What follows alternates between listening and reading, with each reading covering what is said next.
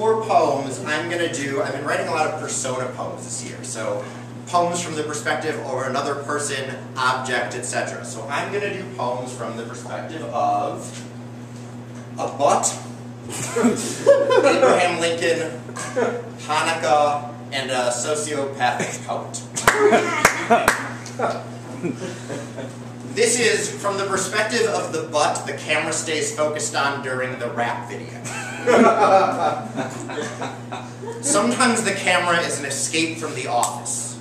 You tell me I'm treated like meat, but I'm meat either way. It's just the difference between steak and roadkill, between being expendable and savored, or expendable and forgotten.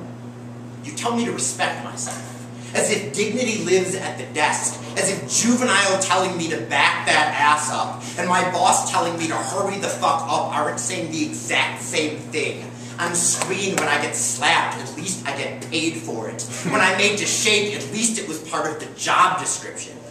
You tell me I'm cheap, but I'm only 70 cents to the man's dollar at the desk.